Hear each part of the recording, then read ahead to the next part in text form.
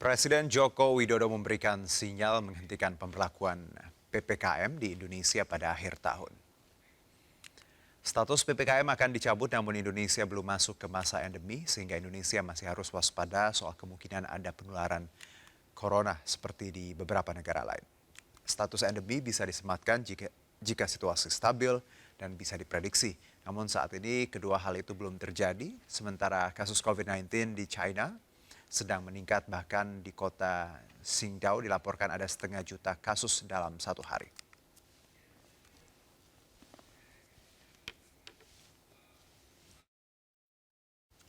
Ya, seiring dengan semakin landainya penyebaran COVID-19 di awal tahun 2023 mendatang, Presiden akan mengeluarkan keputusan Presiden tentang kebijakan pemberlakuan pembatasan kegiatan masyarakat. Namun sudah siapkah Indonesia berubah status menjadi endemi? Untuk membahasnya sore ini sudah bersama kami epidemiolog dari Griffith University, Australia, Diki Budiman, dan juru bicara Satgas COVID-19 Wiku Adhisa Smito. Assalamualaikum, selamat sore Pak Wiku, Pak Diki. Waalaikumsalam. Waalaikumsalam. Baik, saya ke Pak Wiku terlebih dahulu. Ini ada wacana untuk nanti PPKM berhenti seperti itu, Pak. Bagaimana Satgas COVID menanggapi rencana atau wacana ini, Pak Wiku? Baik, jadi terima kasih atas pertanyaannya. Jadi memang dalam kondisi transisi dari pandemi menuju endemi, beberapa negara memang kondisi kasusnya ada yang atau banyak yang sudah mulai terkendali, meskipun ada beberapa negara yang masih meningkat, dan tentunya Indonesia sebagai negara yang kasusnya sudah terkendali cukup lama, memikirkan untuk adanya pengakhiran dari PPKM, dan tentunya dalam pengakhiran PPKM juga harus melihat kondisi yang ada di dunia dan juga nasional. Selain secara timing juga ini adalah akhir tahun, jadi ini selalu dikaji oleh kementerian lembaga untuk menentukan langkah terbaiknya agar kasusnya tetap terkendali, aktivitas sosial ekonominya bisa berjalan dengan maksimal. Baik, Pak Wiku, tapi kalau bicara mengenai situasi nasional sendiri, seperti apa kalau secara general untuk di kondisi di Desember ini? Kondisi di Desember ini di awal Nataru sebenarnya kondisinya sangat baik ya dibanding dengan kondisi-kondisi sebelumnya. Jadi kita sempat naik kasusnya di akhir Oktober dan memuncak di sekitar pertengahan November dengan angka 8.000 per hari. Tapi setelah itu turun terus, bahkan beberapa saat yang lalu sudah di bawah 1.000. Dan ini juga tentunya kabar baik di awal dari Nataru. Nah, di dalam Nataru ini, dalam kondisi herd immunity juga yang terakhir studinya juga relatif tinggi, harapannya tidak mendongkrak kasus, tapi tetap saja kita tetap harus waspada dan hati-hati, dan tentunya masyarakat tetap melaksanakan protokol kesehatan. Baik, Pak Wiku. Saya langsung ke Pak Diki. Anda sebagai epidemiolog melihat rencana ini dan tadi seperti dilaporkan bahwa kondisi Desember ini cukup baik, seperti itu bahkan Nataru ini di bawah 1.000. Bagaimana Pak Diki menanggapi plan ini, Pak? Ya, sepakat sekali tadi sampaikan Pak Wiku ya bahwa situasi ini memang sudah semakin baik ya. Bahkan dibanding atau kita udah mau masuk tahun keempat ya. Betul. Ini mungkin salah satu tahun baru atau Nataru yang bekalnya jauh lebih baik ya dari sebelumnya. Nah, bekal ini jangan sampai kita euforia lah ya, sehingga mencabut satu hal yang sedang diperlukan ya. Tadi juga sudah disampaikan ya bahwa situasi ini apalagi di Nataru nih yang memang memerlukan ya, walaupun sebetulnya memang di lapangan ini ya tidaklah seperti sebelum-sebelumnya, tapi setidaknya dampak psikologis inilah yang akan membantu semua pihak menjadi waspada tadinya. Dan di sisi lain ya memang situasi global ini juga terutama karena ini masih relatif walaupun tidak terlalu dekat, tapi kondisi China ini tetap harus menjadi kewaspadaan kita. Dan betul situasi Indonesia memang sudah jauh lebih baik, tapi karena kita masih dalam arah menuju akhir dari fase akut atau fase kritis dari pandemi ini, jangan sampai ini menjadi mundur gitu ya dengan adanya satu keputusan yang terlalu terburu-buru. Toh kalau menurut saya ya 9 Januari ya sudah dituntaskan, dan setelah itu ya silakan kita akan kaji lagi ya, pemerintah tentu ya, Oke. Nah, itu saya kira akan jauh lebih lebih apa ya, lebih confidence lah ya Baik. setelah lewat Natal. Baik, Pak Diki. Dengan kata lain bahwa ini kita punya bekal yang baik dari data Desember, tapi jangan buru-buru seperti itu. Kalau Ya. jangan buru-buru, Pak Diki, tadi Anda menyebutkan ya, kita lihat setelah 9 Januari, the best time mungkin apa? Kalau mungkin misalnya hasilnya setelah Januari cukup baik, kalau dari pandangan Anda, Pak Diki? Ya, sekali lagi PPKM ini sebetulnya kan satu masa yang harus betul kita manfaatkan, Baik. terutama untuk meningkatkan modal imunitas. Ya. Apa yang terjadi di China ya, kebetulan dalam 1 bulan terakhir ini saya terlibat aktif ya dalam situasi di China, itu mereka melupakan modal imunitas itu dan terutama di kelompok rawan. Nah, kita yang masih punya PR ya, bahkan booster kedua kita ya, laporan WHO nih yang situation report itu untuk kelompok lansia masih di bawah 2,5%. Itu kan sangat minim dan ini sangat rawan ya, apalagi dengan menghadapi subvarian yang begitu efektif ya dalam menginfeksi, bahkan bicara pada orang yang sudah divaksinasi sekalipun. Jadi Oke. ini kesempatan selain membangun imunitas tadi di masyarakat, juga membangun literasi ya, karena kita ingin supaya masyarakat ini tahu bahwa perilaku hidup bersih sehat itu bukan hanya bicara masalah pandemi kan. Nah, Oke. ini yang kita harus manfaatkan betul dalam masa transisi seperti ini. Baik, tadi booster menarik yang Anda sebutkan. Booster kedua juga memang masih belum masif pergerakannya seperti itu. Saya ke Pak Wiku bahwa ada banyak catatan Pak Wiku bahwa kita nggak boleh buru-buru mungkin kalau tadi dari Pak Diki walaupun kondisinya sudah baik. Untuk imunitas sendiri Pak Wiku, bagaimana laporan di lapangan? Booster sendiri saya tahu untuk booster kedua memang masih belum begitu masif ya movementnya. Bagaimana Pak Wiku laporannya? Ya, baik. Jadi mungkin kalau konteksnya dalam konteks pandemi Ya. dan menuju ke endemi, kita harus memastikan imunitas di masyarakat itu relatif tinggi atau protektif. Dan imunitas itu kan bisa dicapai dengan paling nggak 2 cara. Satu Baik. adalah penularan alamiah, infeksi alamiah.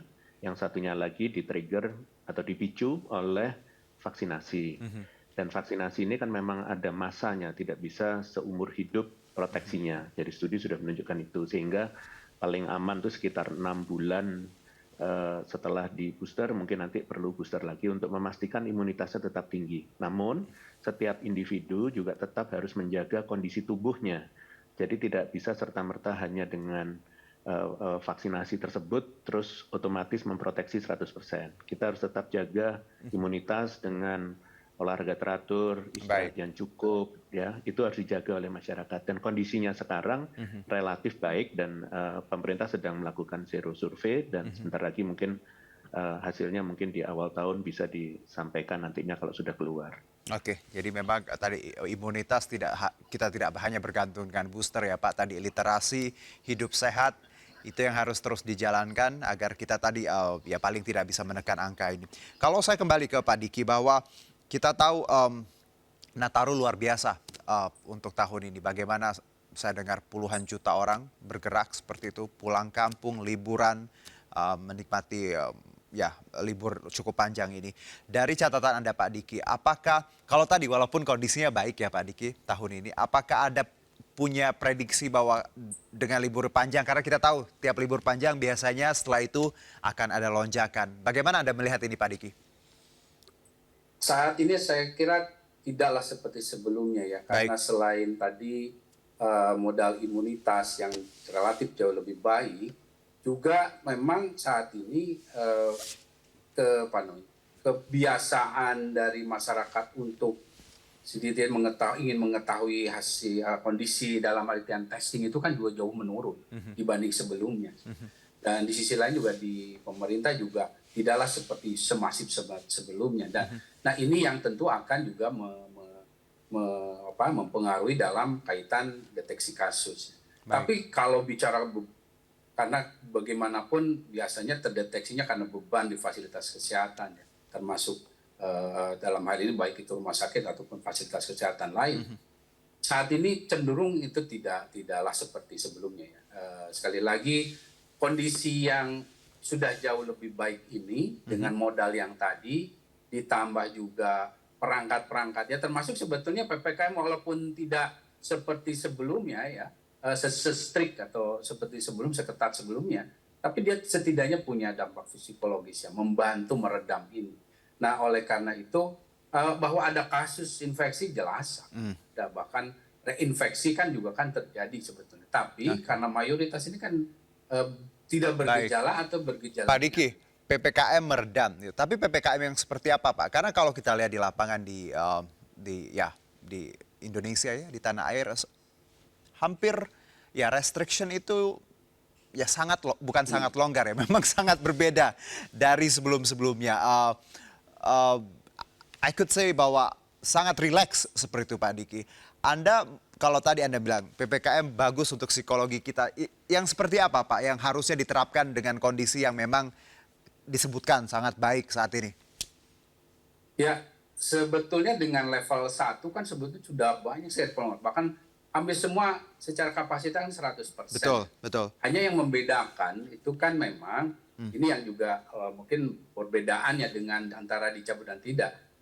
Aktivitas misalnya di mall yang sifatnya sale ya besar itu kan memang belum dimungkinkan dalam masa PPKM. Ini saja yang membedakan.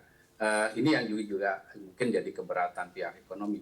Nah, tapi setidaknya dengan PPKM yang ada saat ini, walaupun sekali lagi tidaklah seperti sebelumnya, tapi itu punya membangun kewaspadaan di semua orang ya, semua sektor bahkan, bahwa situasi ya masih pandemi ya, belum dicabut gitu. Nah, ini yang akan setidaknya membangun seperti misalnya fasilitas umum, orang pakai masker gitu, masih tetap kan begitu seperti itu, walaupun ya tidak seketat sebelumnya. Kemarin saya waktu itu tapi ya tetaplah ada dalam konteks ini. Tapi sekali lagi pesan intinya sebetulnya yang harus dimanfaatkan dalam PPKM ini membangun tadi literasi ya, supaya masyarakat ini memahami bahwa ini kan untuk kepentingan mereka, kita sendiri ya.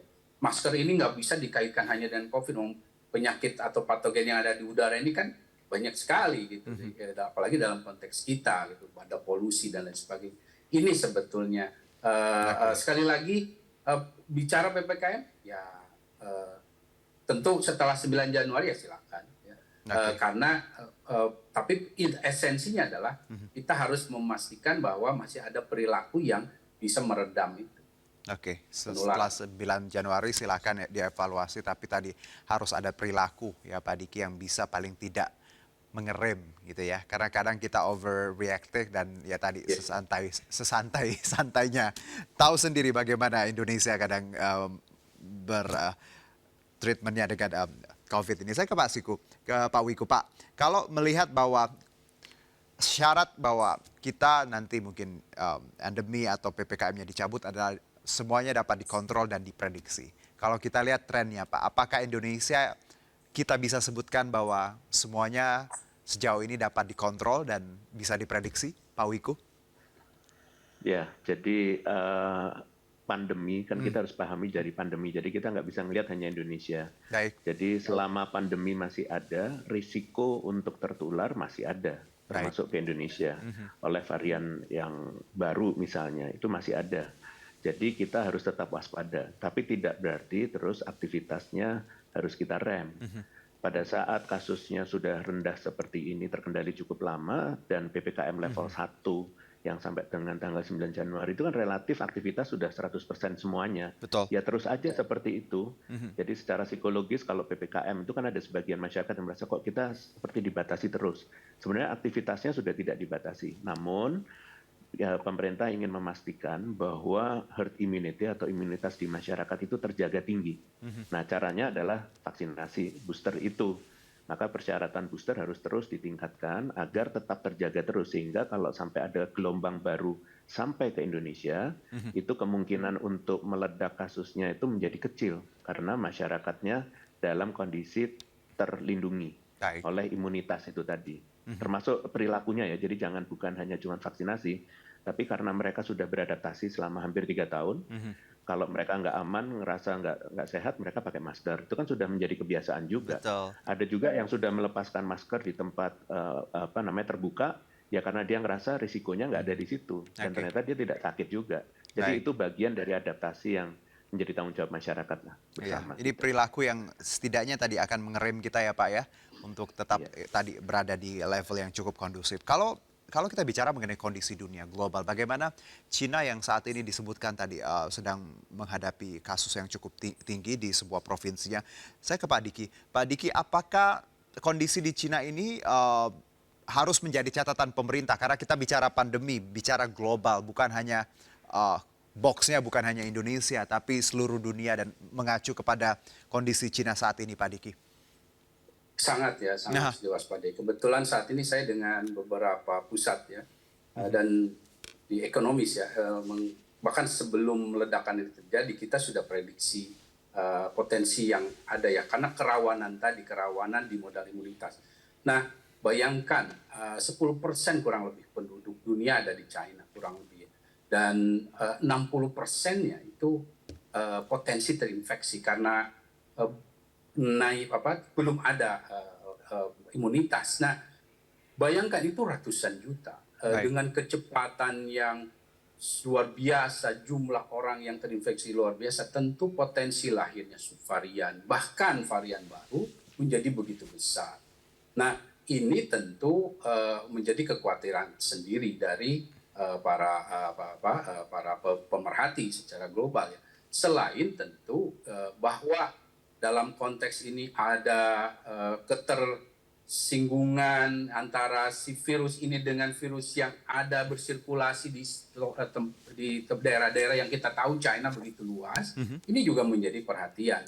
Nah, artinya kita bahkan India ada sebagai contoh, India sudah memberlakukan pengetatan pintu masuknya untuk 5 negara, termasuk tentu dari China ya, termasuk bahkan Thailand sendiri yang termasuk yang paling aktif ya dalam konteks interaksi dengan China, menjadi juga negara yang diberlakukan seperti itu. Tapi kita tidaklah mesti seperti itu. Namun tentu kewaspadaan. Dan sekali lagi dampak yang ada di China ini bukan hanya dari aspek kesehatan.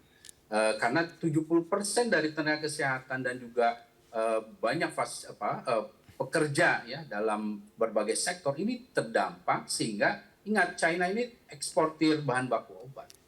Nah, ini sekarang sudah akan dipotensikan dalam 1-2 bulan ke depan masalah ketersediaan obat juga. Ini kan collateral efek yang akan juga terjadi akibat situasi di China. Jadi inilah sekali lagi saya sih punya punya analisa ya, bahwa dampaknya ke Indonesia tidaklah terlalu besar, dengan catatan tidak adanya varian atau subvarian yang sangat potensial ya, merugikan gitu. Dan tadi kita tidak perlu ada restriction seperti Thailand seperti itu Pak, atau seperti apa Pak Diki? Saya kira saat ini belum lah. Belum. Makanya sejauh yang saya lihat ya, sampai 9 Januari kita berlakukannya saat ini ada ya, masih memadai ya. Masih memadai. Baik, Pak Wiku, mungkin satu terakhir terkait kondisi Cina ini. Apakah ini juga jadi concern untuk kita di tanah air? Ada catatan tersendiri Pak Wiku dari Satgas Covid? Ya, baik. Jadi kalau kita belajar dari pandemi sejak awal ya, di bulan Desember 2019, Januari 2020, perlu waktu sekitar 2-3 bulan untuk akhirnya sampai ke Indonesia atau ke negara-negara lain juga. Cuman sekarang kan kondisinya kita jauh lebih paham, sehingga potensi untuk sampai masuk itu sudah harusnya bisa terdeteksi lebih awal. Artinya Indonesia juga melakukan surveillance dari peredaran virus. Jadi kalau kita tahu apa yang beredar di Cina dan indikasi ada di beberapa negara misalnya masuk, pasti itu juga potensinya ke Indonesia kan juga ada. Nah, dengan melakukan monitoring itu, maka kita nggak perlu melakukan pengetatan sekarang. Ya lihat aja nantinya kalau memang ada potensi kita terkena dengan data, maka mungkin kita akan secara bertahap melakukan pengetatan bila diperlukan. Bila enggak ya langsung terus saja, karena kita imunitasnya relatif tinggi sekarang. Demikian. Baik. Pak Wiku, terima kasih atas waktu dan insight-nya, dan juga tadi bagaimana kita menghadapi ke depannya terkait wacana ini. Semoga tentunya banyak pertimbangan, karena kita tidak ingin kembali jatuh ya, kembali keadaan yang, karena saat ini everything is really good, fine, ekonomi alhamdulillah berjalan dan ini yang harus kita jaga. Pak Diki juga terima kasih atas analisanya. Sehat-sehat untuk kita semua. Selamat sore, Pak. Baik. Terima kasih, selamat sore. Kami akan jeda terlebih dahulu, tetap bersama kami di MNC News Now.